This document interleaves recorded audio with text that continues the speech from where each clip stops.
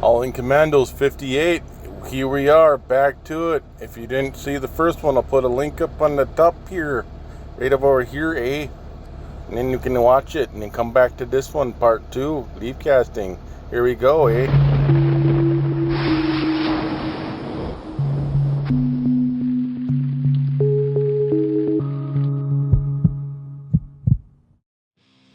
Hurrah!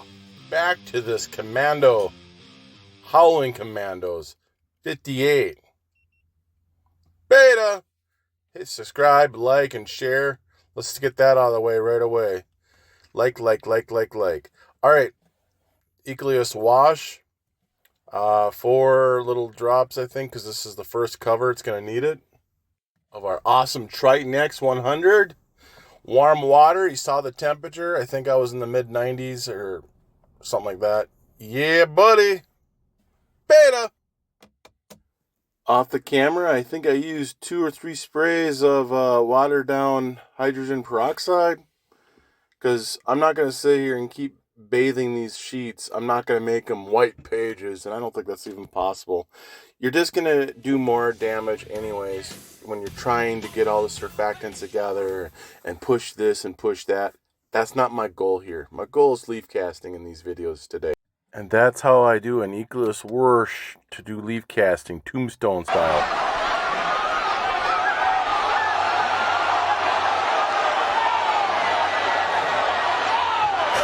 Big red machine. We have the same birthday. We're also both pretty close to the same size. He was really cool. He's actually really nice to meet in person, Kane. Yes, sir. Mr. Glenn Jacobs. Yep. Now I get my little blade here as I just peel it off the Hollytex, and we're gonna nice incision. Yes. Go smooth, breathe nice, go nice and smooth. I'm going to need a different type of knife. Everybody keeps telling me this A14, I don't know. I just been busy. I'll get it. I'll get it, guys. I'll get it. I just have 3 more blades. I'm cheap, okay? It's not like I'm working on Silver Surfer #1 or something, one of my Silver Surfers I have. Alrighty, as I'm cutting and slicing, let's get a little closer here so I can give you a little bit better idea. Sorry. I use the lines on the hobby mat with the ruler, edge the paper just right with the white line. That's why it's a hobby mat. That's why they're important to have. If I haven't explained this before, it's important to do. Indeed. There, nice flush cut. Amazing. Ain't no screwing around, or Big Mama's gonna come and get ya. Oh yeah.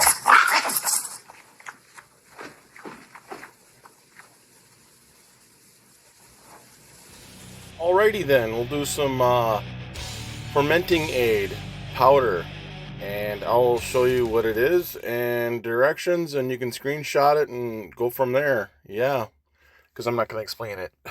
I'm still learning. I'm going to use half of a teaspoon. So that's all I'm going to need for this type of a mix. Should be able to do like 6 pages with that. Small amount of a tear that I have going on. Interested in 2 ounces. I'm selling it. I'll have a link in the description for it.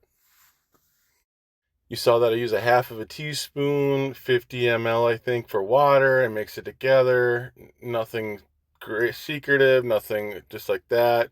And that's about 3 to 4 or 5 ounces, I think, of furnish of my pulp that I made that I boiled all together with cotton linings. Yes, sir. Mix it together real nice. Get it nice and mixed. Cotton lantern, whatever. I don't know. I'm learning. We're gonna get her done, so don't worry. Gonna plunger it through moisture style. Get it nice and moist with some methicellulose. Right on the edges is where the torn is. Get nice and methicellulose in there. So the seal can be together very nicely. So it seals together good with the aid. And supposedly with the clamping and the tightness and the drying and all together, it'll form as paper eventually. It'll look more like paper, comic book paper.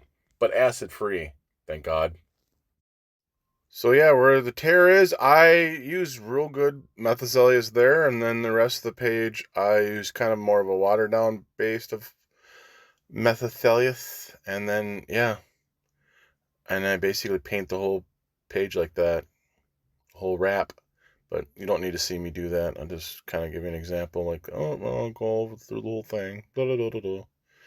Methacellus is a lubricant glue. It's a lubricant. It's a lubes. It's like a lubricant. Here's my Dachshund micro needling or whatever it is. It sucks. I still can't figure it out. So you'll see me struggling.